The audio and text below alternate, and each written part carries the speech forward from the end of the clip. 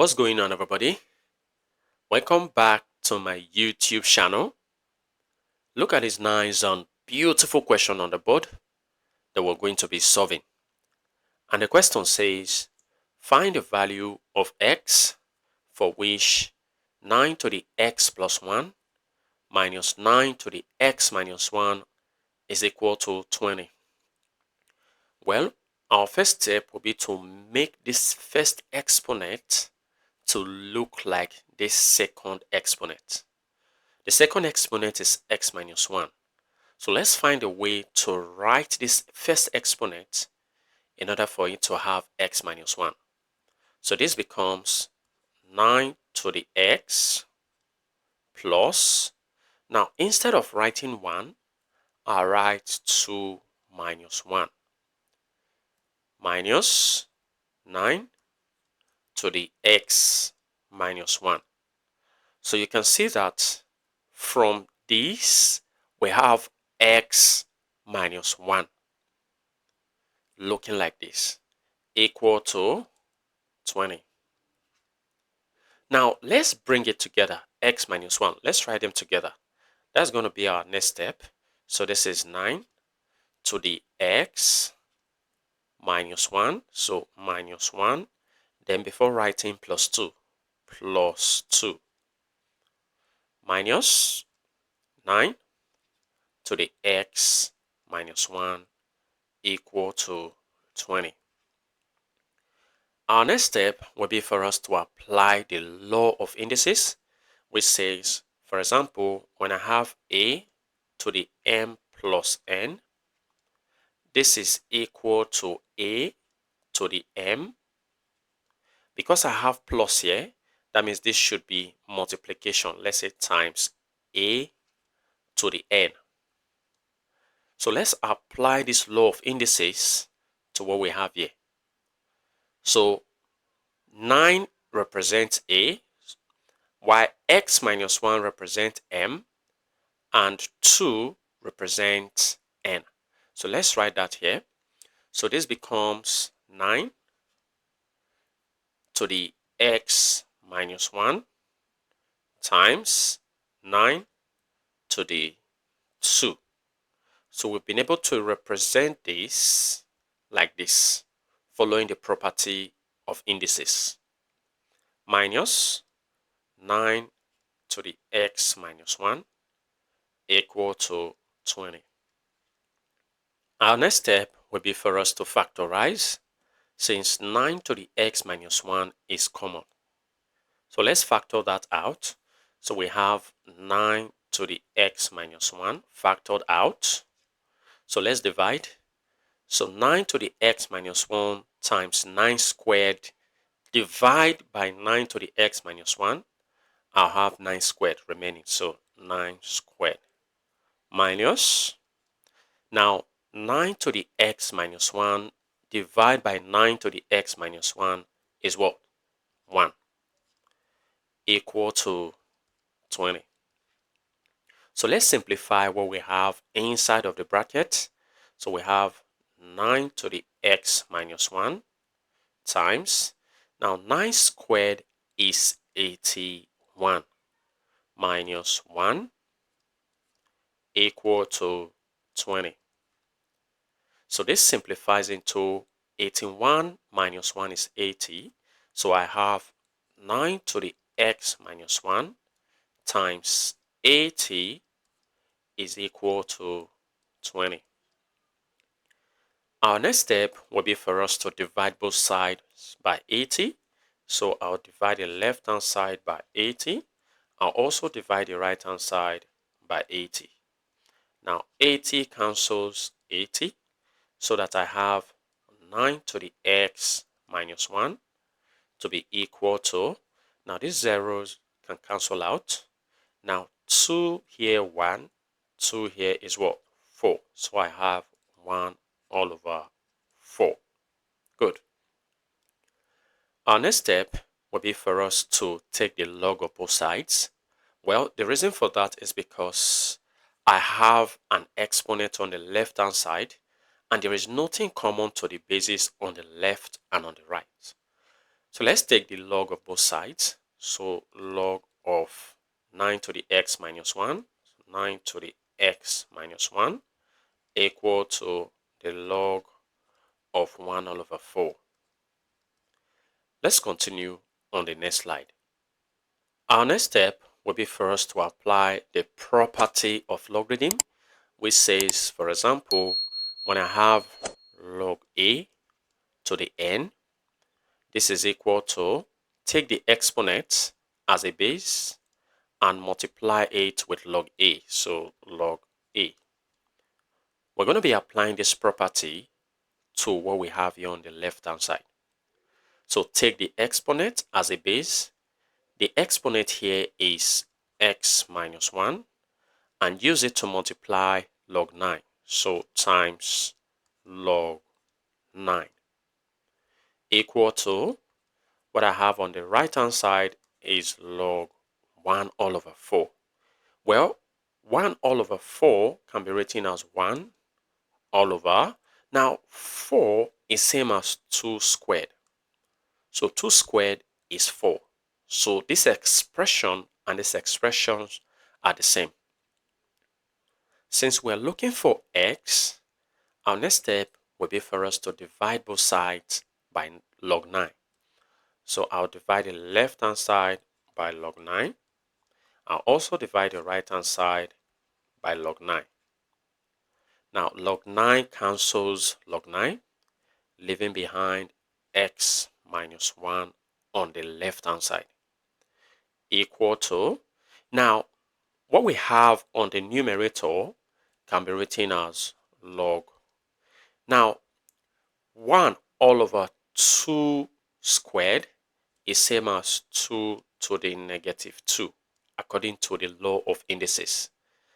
An inverse can be written as a negative power all over log 9 is same as 3 squared.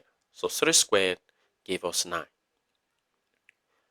Our next step will be for us to move negative 1 to the right hand side so that we have x to be equal to log 2 to the negative 2 all over log 3 squared.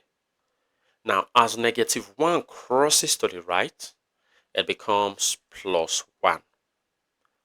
Our next step will be for us to apply this property of logarithm in that we take the exponent as a base and use to multiply log 2.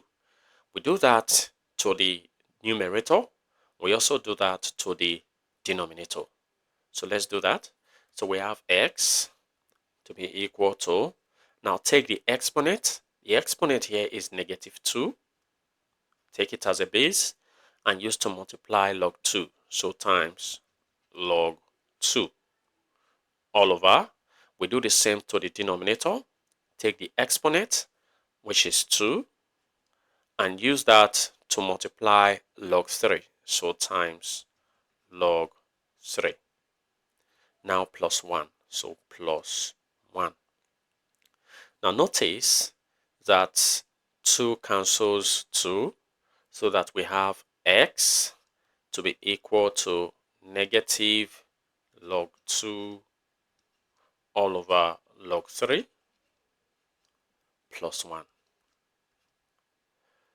Our next step will be to apply a property of change of base of logarithm, which means, for example, when I have log a divide by log b, for a change of base, this can be written as log a base b.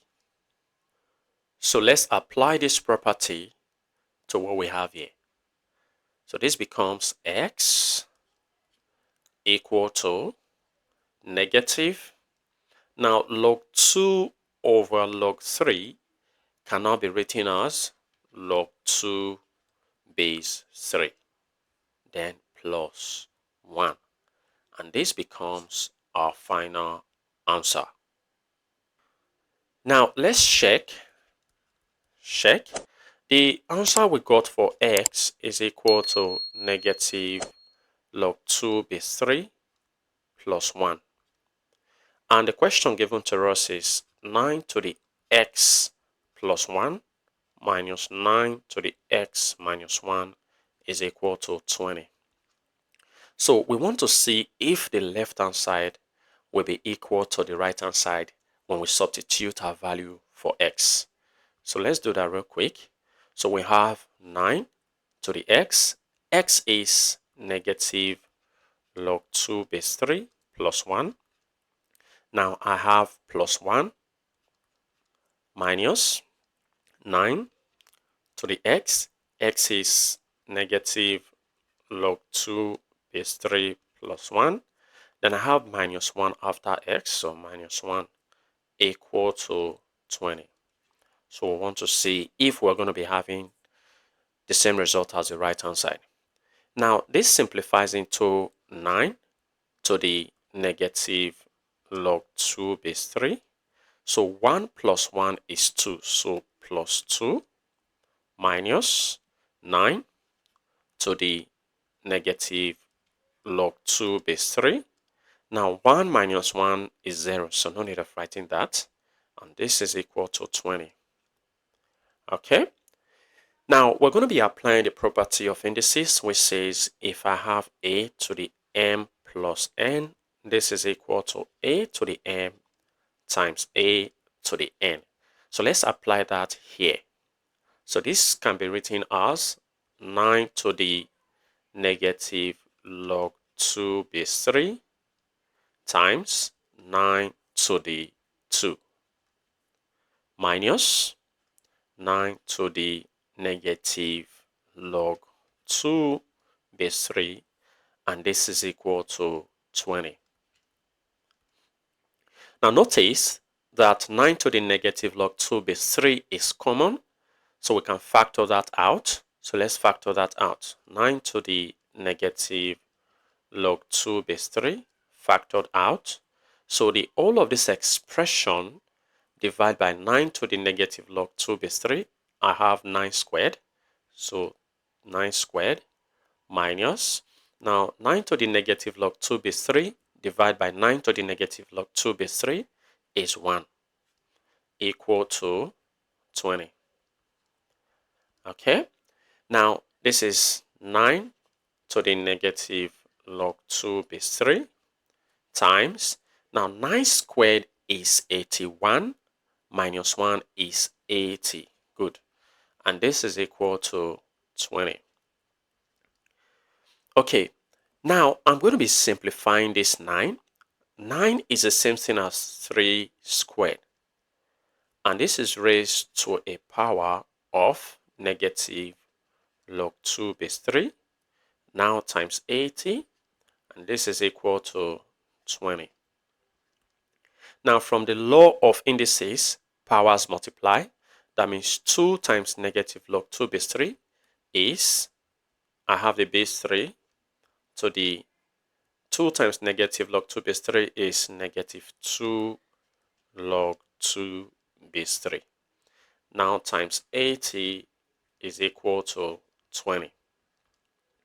Now from the law of indices, we can make this base here as an exponent to this 2.